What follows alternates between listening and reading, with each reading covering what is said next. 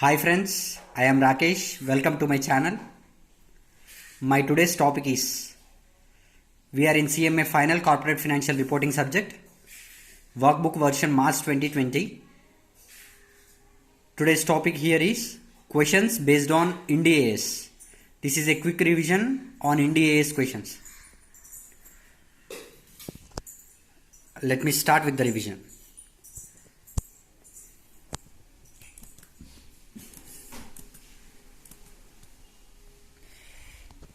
This is the workbook, friends, March 2020 version. What do the items comprises in a complete set of financial statements under Ind AS 1?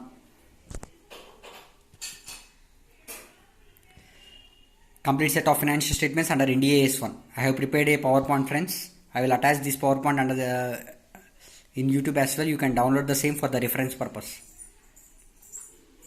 Complete set of financial statements under Ind AS 1. We all are familiar with balance sheet, P&L and notes to accounts. But in addition to that, there are so many things, friends. I have given a precise key points in this. Please remember these 6 points in order to understand the complete set of financial statements which we are responsible to prepare under Ind AS 1. Balance sheet along with the changes in equity. Balance sheet along with the statement of changes in equity. Profit and loss statement, cash flow statement, notes to accounts, preceding year information for the comparative purpose, preceding period comparative information, as well as the balance sheet which is of the last year. I mean to say at the beginning of the preceding period when an entity applies an accounting policy retrospectively or reclassifying of its items. Let me brief you on these things. Balance sheet along with the statement of changes in equity, profit and loss statement as it is, statement of cash flow, notes comprising a summary of significant accounting policies and other explanatory information, preceding period comparative information, balance sheet at the beginning of the preceding period when an entity applies an accounting policy retrospectively, retrospective restatement of items or reclassifying of items in its financial statements, any of these, friends. An entity shall present a single statement of profit and loss and other comprehensive income presented in 2 sections.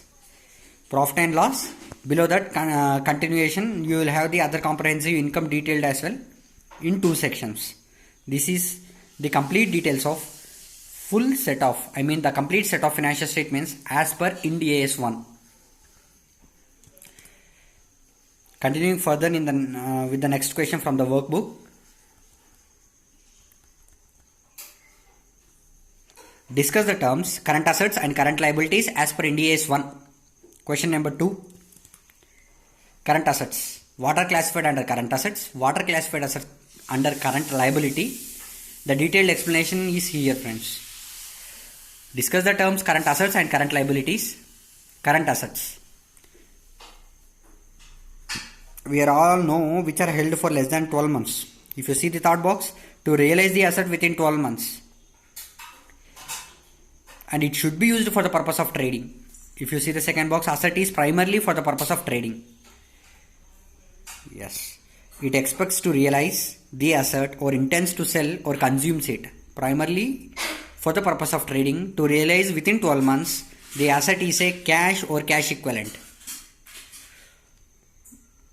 All other assets classified as non-current.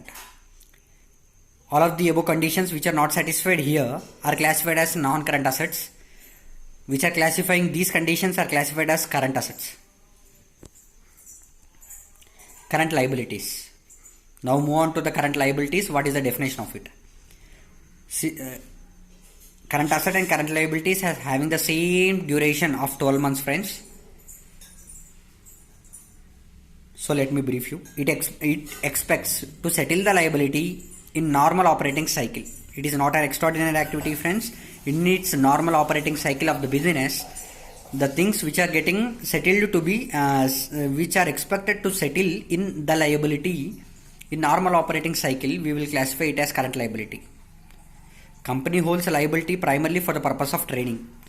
Asset is also held for the purpose of trading. That is why it is classified as current assets. Here the liability is also primarily for the purpose of trading.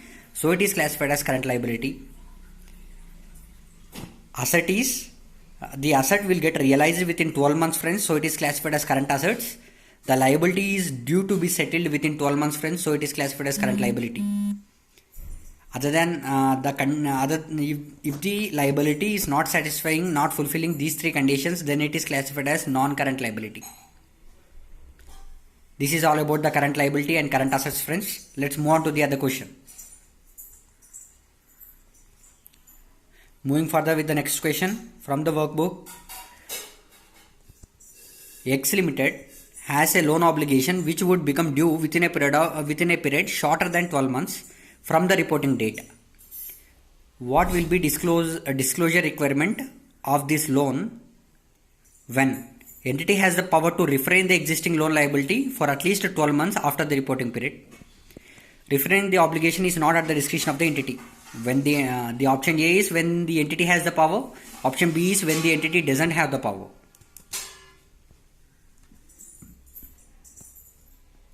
Reporting the existing loan as current loan or non-current, as the current or non-current. How you define that? We have to classify or we have to verify it based on the condition. This is the provision, friends. Did the entity has the power to refrain the existing loan obligation? Yes, it expects to settle the liability in normal operating cycle. No, the company holds the liability permanently for the purpose of trading.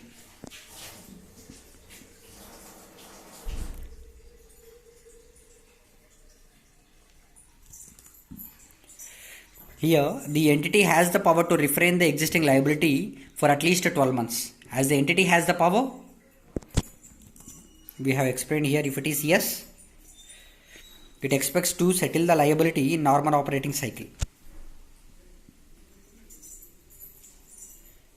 Holds the no, then the company holds the liability primarily for the purpose of trading.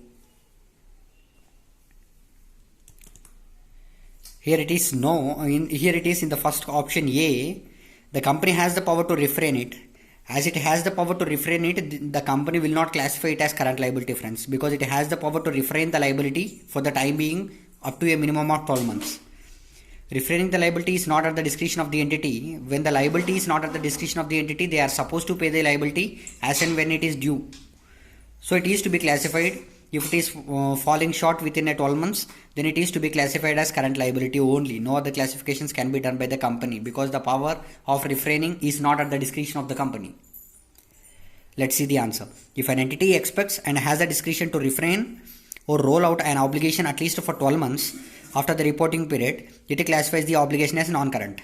So the option A is non-current, even if it would otherwise be due within a short period. However, with the refraining or rolling of the obligation is not at the discretion of the entity shall not consider the potential to refrain the obligation and classifies the obligation as current. As the discretion is not at the discretion of the entity, then it is to be classified as current. So the option B is to be classified by the company. Having this type of instances, they have to classify this as current liability.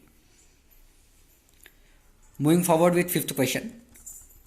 5.1, 5.2. 5.1. State the offsetting provision under Ind AS, Indian Accounting Standard.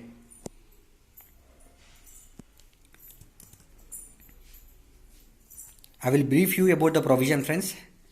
Let's revise the provision before answering to the question. An entity shall not offset asset or liability, income and expenditure unless required or permitted by the Ind AS. I mean to say a legally enforceable right to set off the amounts.